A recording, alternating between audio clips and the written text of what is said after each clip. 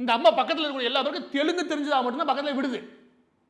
இதெல்லாம் அப்பட்டமா தமிழர்களுடைய முதுகுல குத்துற வேலை, கேவலமான விஷயம். இது எந்த ஒரு மாநிலமும் ஏத்துக்காது. இப்படி இருக்கும்போது ஒரு உண்மையை அப்பட்டமா மறைக்குது. இதற்காக ஒண்ணு மன்னிப்பு கேட்கணும், இல்லைன்னா பதவி விலகணும். இந்த அம்மா இது இருக்கிற வரைக்கும் எல்லா தொழிற்சாலையும் இந்த மாநிலத்தில் பத்தி விட்டு தான் மறுபடியும் பார்க்குறாங்க சொல்றேன்.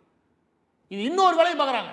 அங்கேருந்து சில பேரை கூட்டி வந்து சென்னையை சுற்றி இருக்கக்கூடிய தொழிற்சாலைகளில் ஸ்கிராப் பிஸ்னஸ் நல்லாவே இருக்கும். ஏன்னா நிறைய தொழிற்சாலைகள் கண்ணாடி தொழிற்சாலைகள் ஆரம்பித்து கார் உற்பத்தி வரைக்கும் இருக்குது. இதில் ஸ்கிராப் பிஸ்னஸ் பெரிய பிஸ்னஸ்.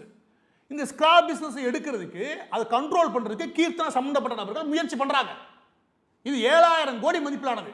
இது யார் முயற்சி பண்ணுறா, யார் கண்ட்ரோல் பண்ணுறா? ஆந்திராவிலிருந்து கண்ட்ரோல் பண்ணியிருக்கானுங்க. கேவலம். இது எல்லாம் தெரிஞ்சுட்டு நீ உட்காந்துக்கிட்டு விஜய் நல்லவர் உத்தமர், கீழே இருக்கிற ஒவ்வொருத்தரையும் கண்டிக்கப்படாதுங்க. கீர்த்தனா பண்றது அயோக்கியத்தனம், அமைச்சர் கீர்த்தனா பண்றது உச்சகட்ட அயோக்கியத்தனம். எல்லா பேப்பர்லயும் வந்திருக்கு, ஆதாரம் கண் முன்னு இருக்கு. இதுக்கு மேல ஆதாரம் கேட்டு அங்கே என்ன கேட்குறீங்க? எனவே கீர்த்தனா நேற்று சட்டமன்றத்தில் பேசுறது பொய், பொய்யிலையும் பெரிய வடிகட்ட பொய். அந்த பொய்யை சொல்லிட்டு எகிர்றீங்க சட்டமன்றத்தில். எதிர்க்கக்கூடிய கட்சியை பார்த்து எங்க ஆதாரம் கொடுங்க, ஆதாரம் கொடுத்தாச்சு, என்ன பண்ண போற? பதவி விலகுறீங்களா?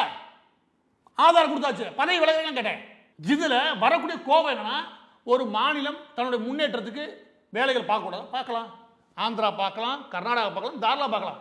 நான் என்ன பண்றது? வேடிக்கை பார்க்கறதா? நானும் போட்டி போட்டுமா இல்லையா?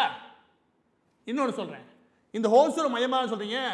இன்னொன்று சொல்றேன், ஹோசூர் வந்து 54 கிலோமீட்டர்ல இந்த குப்பம் பகுதியில் ஆந்திரா கட்டுதா? அதே ஹோசூர் 48 கிலோமீட்டருக்கு வெளியில கனகபுரா ரோட்ல கனகபுரா ரோடு போடுங்க.